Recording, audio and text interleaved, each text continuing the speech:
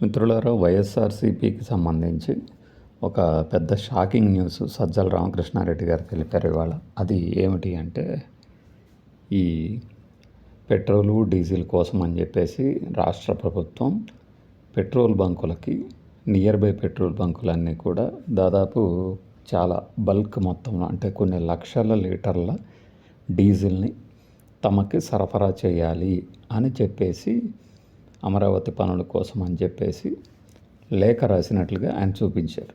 దానిని తప్పుపడుతూ కేంద్ర ప్రభుత్వం నుంచి, కేంద్ర పెట్రోలియం శాఖ నుంచి ఇక్కడ సిఎస్కి తలంటుతూ అలా ఎలా అడుగుతారు అని చెప్పి సీరియస్ అవుతూ రాసిన లేఖను ప్రదర్శించారు. ఇది క్లియర్గా అందరికీ చెప్పారు. బట్ దీనిని సాక్షిలో వేస్తున్నారు కాబట్టి, వైఎస్ఆర్సీపీ నేతకు సంబంధించి సజ్జల రామకృష్ణారెడ్డి మాట్లాడాడు కాబట్టి ఎక్కువ మంది నమ్మలేదు. కానీ ఆ తర్వాత దాని తాలూకు ఎఫెక్ట్ వెంటనే కనపడింది. న్యూస్ ఛానల్లో చేసేవాళ్ళకి, న్యూస్ ఛానల్లో ఉన్న వాళ్ళకి, న్యూస్ ఛానల్ గమనించే వాళ్ళకి వెంటనే అర్థమైంది. అది ఇంకొక మీడియా ఛానల్లో బ్రేకింగ్. అది ఎలా వచ్చింది అంటే, ఆంధ్రప్రదేశ్ ప్రభుత్వం చేసిన విజ్ఞప్తిని ఉపసంహరించుకోవాలని కోరుతూ కేంద్రం లేఖ రాసినట్టు పెట్టారు. చూసారా, ఇక్కడ ఎంత తెలివిగా మ్యానిపులేట్ చేయవచ్చో. ఇక్కడ రాసింది రాష్ట్ర ప్రభుత్వం పెట్రోల్ బంకుల దగ్గరికి అవసరమైనంత డీజిల్ కానీ ఇంధనాన్ని కానీ తమకు సరఫరా చేయాలని కాంట్రాక్టర్లకి, అమరావతి పనులు ఆగిపోకుండా. కానీ ఇక్కడ ఏమని ఇచ్చారు? ఇది రాంగ్ సిగ్నల్ వెళ్ళిపోతుంది, సజ్జల రామకృష్ణారెడ్డి చెప్పాడు అంటే జనం నమ్ముతారు. ఎందుకు? ప్రొవైడెడ్ ఒక 4 రోజుల నుంచి ఆంధ్రప్రదేశ్లో పెట్రోల్ డీజిల్ కొరత కోసమని చాలా క్యూ లైన్లో ఉండటం, నో స్టాక్ బోర్డులు పెట్టడం. దానికి 2 రోజుల క్రితం నుంచి చంద్రబాబు నాయుడు గారు సీరియస్ అయ్యారు. నాదెండ్ల మనోహర్ గారేమో వచ్చి ఇది కొరత లేనే లేదు, ఇది ప్రత్యర్థులు చేస్తున్న కుట్ర అన్నారు. ఆ తర్వాత కేంద్ర ప్రభుత్వమే రంగంలోకి దిగాలన్నారు, అంటే దాన్ని ప్రచారం చేసేవాళ్ళు. ఆ తర్వాత కొంతమంది సోషల్ మీడియాలో అయితే చాలా తెలివిగా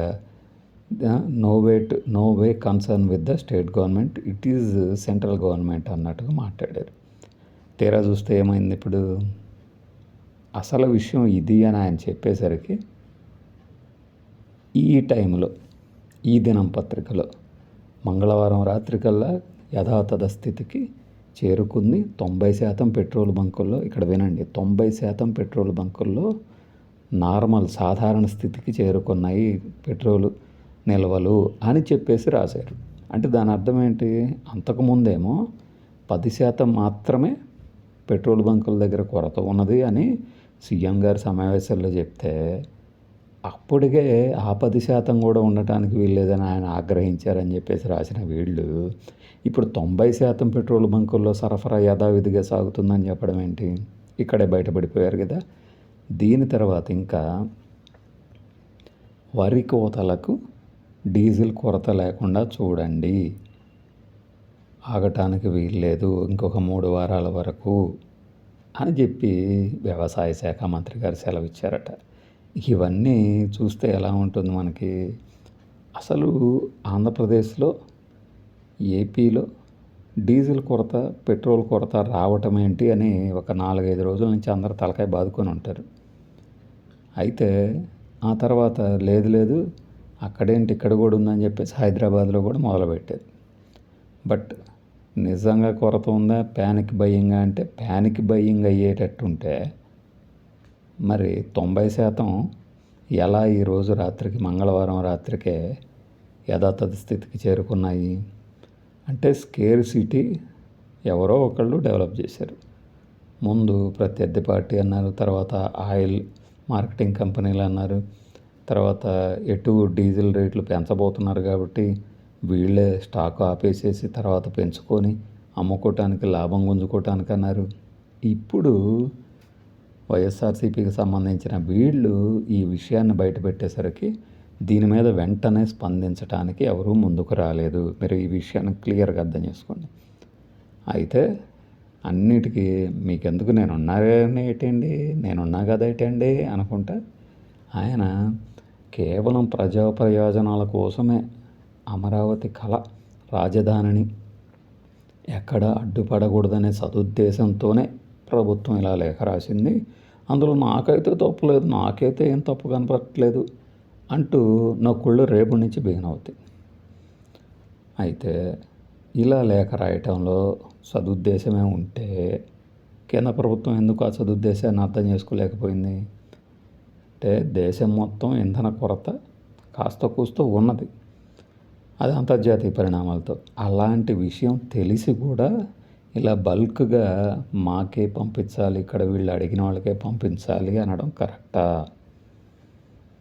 ఇది వైఎస్ఆర్సీపీ రాజకీయంగా వాడుకుంటుంది ఖచ్చితంగా.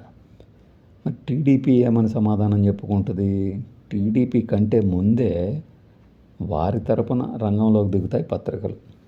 అందులో భాగమే నేను ఇప్పుడు చెప్పినటువంటి 2 అంశాలు. ఒకటి, మంగళవారం రాత్రికే యథాతథ స్థితికి చేరుకున్నాయి, దీనికి ముందు నో స్టాక్ బోర్డులు కనిపించడానికి వీల్లేదు, ఇలాగైతే ఆయిల్ మార్కెటింగ్ కంపెనీల అనుమతుల గురించి పునరాలోచిస్తా అని సీఎం గారు వార్నింగ్ ఇచ్చేసరికి ఇది చక్కబడిందట. మరి కొరత అసలు ఎవరి ద్వారా తలెత్తినట్టు? ప్యానిక్ బయింగ్ సడన్గా ఎందుకు స్టార్ట్ అయింది? కొరత ఎందుకు ఏర్పడింది? ఆయిల్ ట్యాంకర్ల నుంచి ఎక్కడికి డీజిల్ తరలి వెళ్తే, లేదంటే ఎక్కడ దాచిపెడితే కొరత ఏర్పడుతుంది.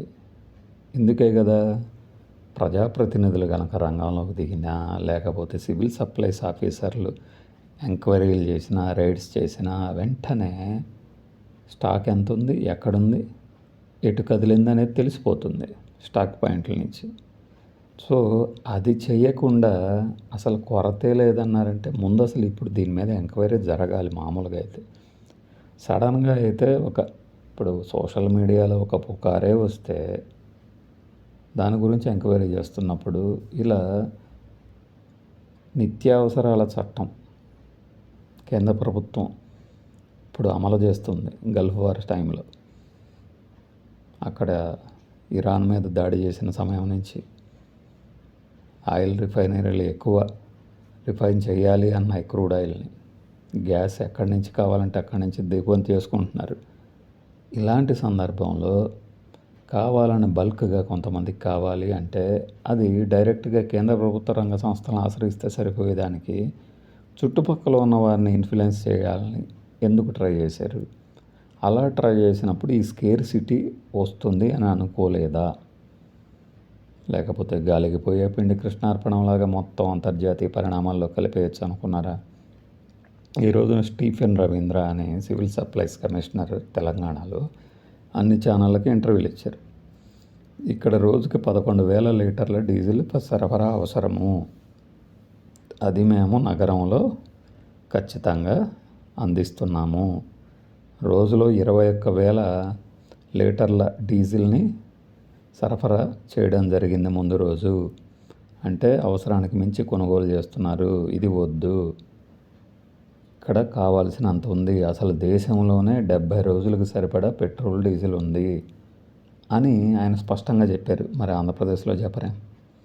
చెప్పినట్లయితే ఇట్లాంటి అపోహలు ఉండేవి కాదు కదా. సరే, ఎనీవే ఏది ఎలాగ ఉన్నా ఇప్పుడు రాజకీయంగా ఈ డీజిల్ పెట్రోల్ వాడకం కొరత మీద టర్న్ తీసుకుంటుంది. ఈ రాజకీయంగా మొదటి దెబ్బ మాత్రం వైఎస్ఆర్సీపీ గట్టిగానే కొట్టినట్టు కనపడుతోంది.